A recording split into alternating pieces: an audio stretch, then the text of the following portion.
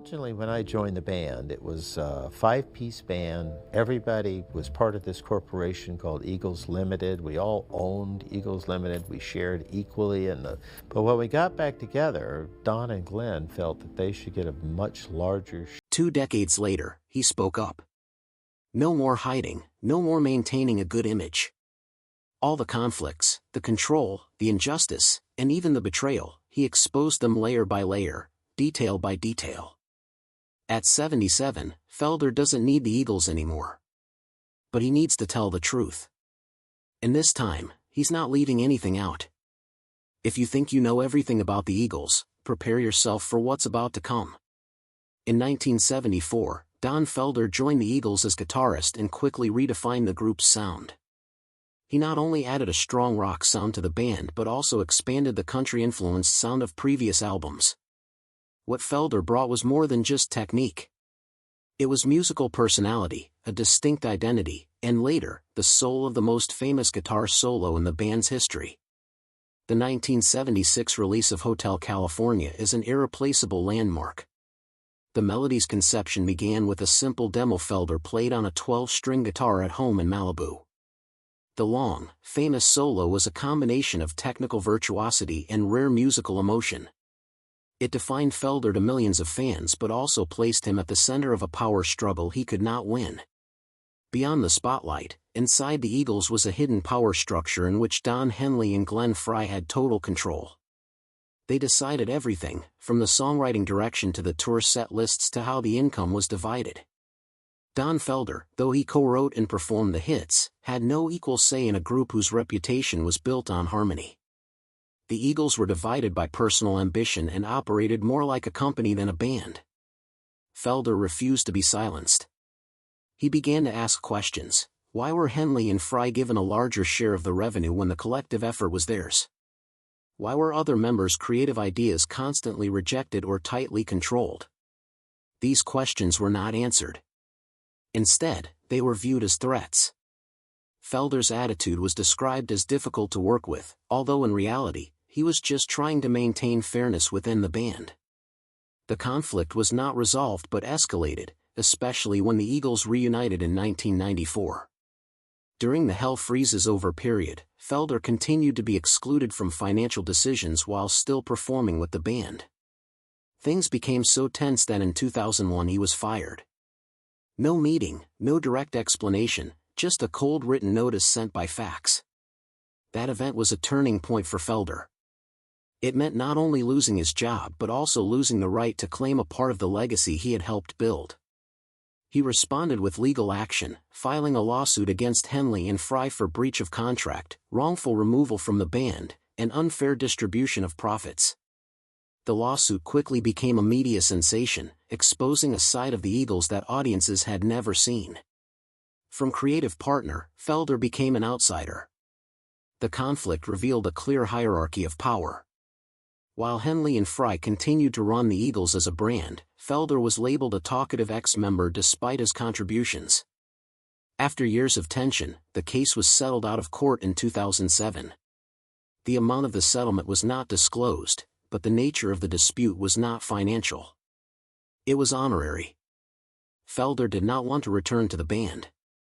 He wanted to be recognized as an integral part of their history, not erased from the story he helped write.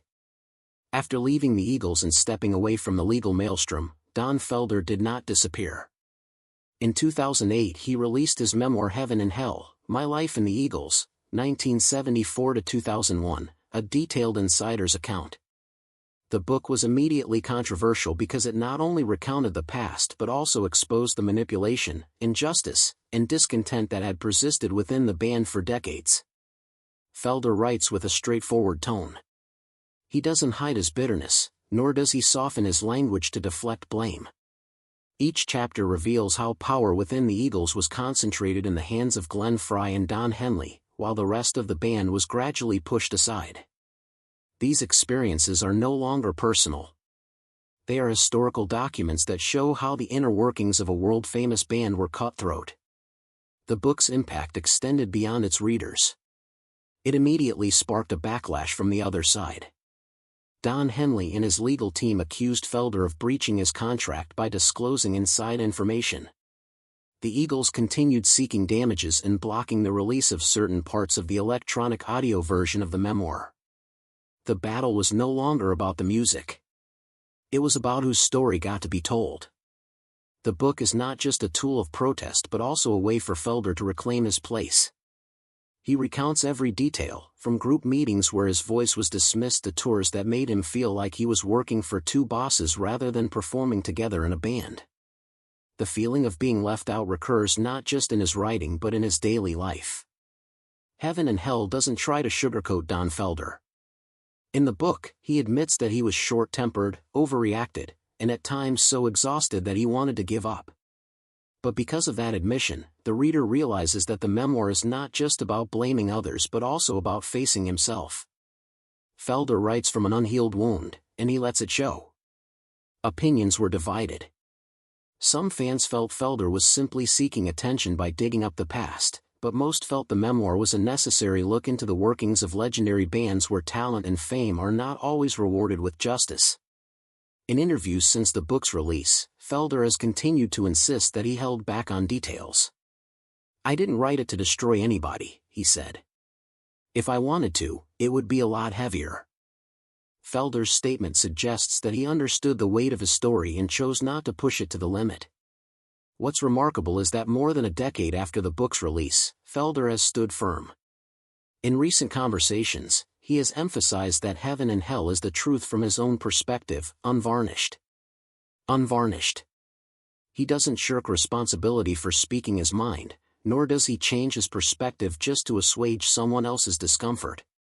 From a content perspective, Heaven and Hell is more than just an artist's memoir. It's a history of a legendary band run like a corporation, where art must obey power. Felder describes exactly the price of silence and why he chose not to endure it any longer. Relations between the members after the book became more tense than ever. Henley declined to comment in depth, only confirming that he disagrees with what Felder wrote. Joe Walsh and Timothy B. Schmidt remained neutral, neither directly denying nor publicly endorsing. Felder remained clear. If he did not speak up, no one would tell what really happened. Although he was no longer a part of the Eagles, Don Felder did not choose to remain silent in the shadows forever. After the door closed with the band, he did not turn back to seek his former glory but quietly walked forward, where he could tell his own story in the language that had been with him all his life, music. Leaving the Eagles in 2012, Felder released his solo album Road to Forever. It wasn't a high-profile comeback attempt but rather a confirmation that he could still write songs, play guitar, and run a musical project the way he wanted to. The album was deeply personal, with lyrics about loss, change, betrayal, and learning to move on. It wasn't just a studio product, it was the culmination of more than a decade of music penned up in the wake of internal turmoil, the aftermath of a breakup he had endured in silence. Following that success, in 2019 he released American Rock and Roll, a cross-generational album featuring rock heavyweights like Slash, Mick Fleetwood, Sammy Hagar, and Chad Smith. Felder proved not only that he could operate independently but that he had earned the respect of his peers enough to put together a quality product. No longer controlled by any power structure, he became the center of his own music. Since 2010, Felder has maintained a steady touring schedule. While he no longer plays on the huge stages he did with the Eagles, he still attracts a steady audience at theaters, festivals, and classic rock shows across the country. During those shows, Felder always carries Hotel California as an integral part of his repertoire, but he also devotes significant time to new material, a way of asserting that he is not tied to a specific time in the past. In particular, 2025 marked another turning point in Felder's career with the album The Vault, 50 Years of Music. This project is not simply a collection of old recordings. This is an excavation of musical memories, with many unreleased demos carefully recorded, edited, and mixed. The songs on the album have diverse colors, from classic rock to introspective ballads. Guests on the album include Steve Lukather, David Paich, and Joseph Williams of Toto, proving that Felder is still respected by his colleagues and is willing to accompany him on serious artistic projects. In addition to his musical career, Felder has devoted his time to education and community service. He has taught guitar workshops, appeared on writing and performing panels, and supported free music education programs for youth. This not only helps him stay connected to the new generation but also affirms that music for Felder is a tool for connection, not just a means of making a living. In February 2025, during a performance on the Rock Legends cruise, Felder suffered a health incident in the middle of Tequila Sunrise. He was taken off stage and brought to the nearest medical facility. Initial information determined the cause was severe dehydration due to harsh weather conditions. After a few days of recovery, Felder proactively sent a message to reassure fans, affirming that he was fine and would return to the stage as soon as possible.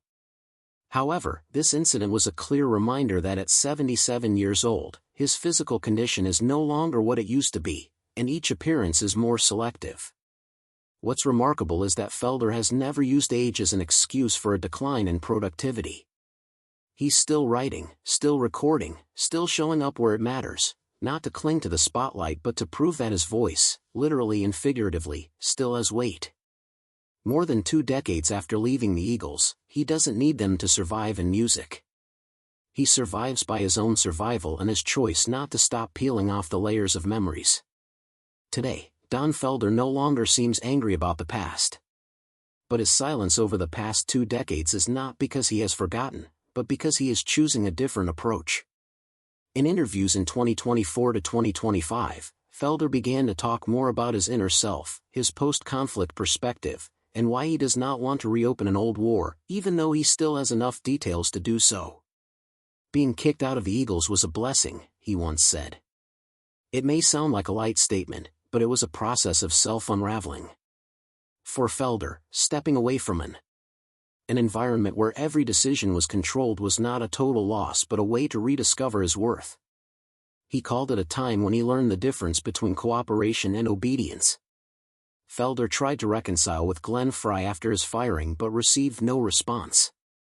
In 2016, when Frey died, he attended the memorial service, maintaining a respectful tone in his statements to the media. In a recent interview, Felder reiterated, "I'm not happy that Glenn died, but I'm not pretending that we were on good terms. There was a gap between us that will never be filled." This isn't a harsh remark. It's a clear-eyed acknowledgement of reality.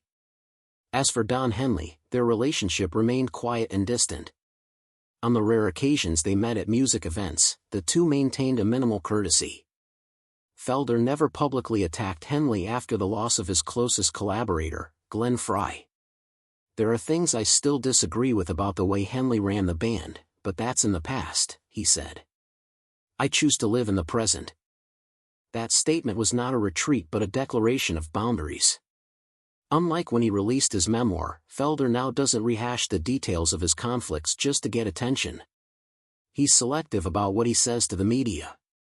Instead of focusing on drama, he focuses on the experience of surviving trauma. "I don't forgive to make them feel better," he told Essential. "I forgive so I don't have to carry the burden anymore." Forgiveness isn't about the other person but about making a conscious choice to end a recurring cycle of negative emotions. In his seminars and workshops, Felder also shares the psychological aspect of living in a creative environment where individual abilities are not properly recognized. He calls it a kind of invisible burnout. For young artists, Felder's advice goes beyond musical technique to a lesson in autonomy and how to maintain one's identity when working in a group with many personalities. Since 2020, Felder has appeared more frequently on music television shows, rock history documentaries, and in-depth podcasts. In each, he has taken a clear stance. He doesn't gloss over what happened, but he doesn't use it as a weapon either. Felder doesn't shy away from talking about the times he's been wronged, but he also doesn't try to drown others in judgment. That attitude makes his words carry more weight because they come from someone who has experienced it, not someone who just wants to repeat it for the sake of glory. Journalists have often tried to delve into untold details, but Felder keeps his distance. He knows his audience may be curious, but he also knows that respect begins with control of the narrative. "I don't want to turn my life into a long narrative," he says. It's an affirmation that every time he speaks, he does so with a specific purpose, either to clarify or to close. Felder's choice to forgive doesn't lessen the severity of what happened. It doesn't change the fact that he was once cast out of what he created, but it does show that there is something more powerful than regaining his position, reclaiming peace in his own mind.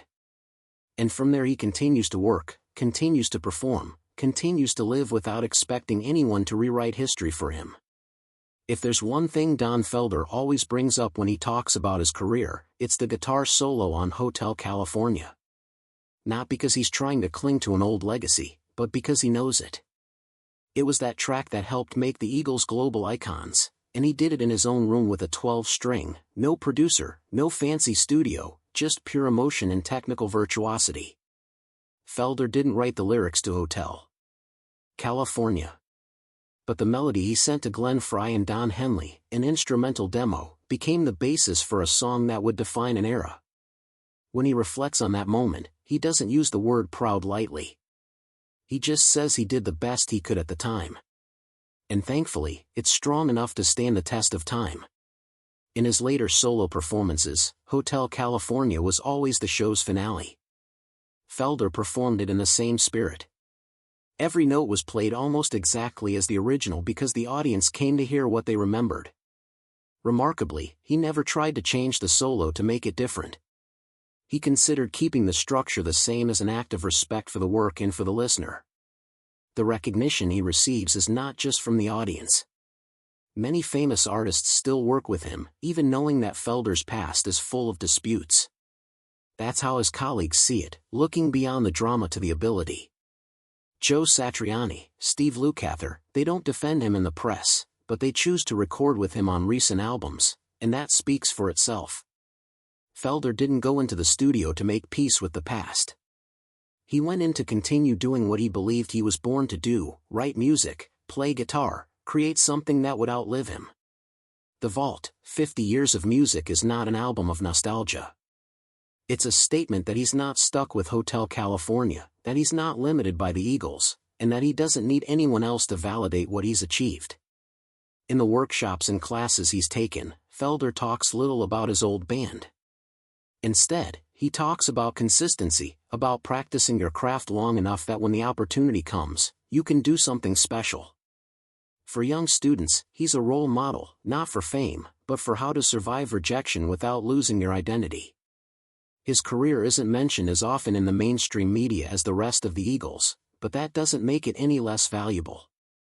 To many musicians, Felder is a low-key character. He doesn't take over the stage with his image. He takes it with his sound. When it comes to his place in Eagles history, Felder doesn't ask for credit, nor does he ask to be invited back.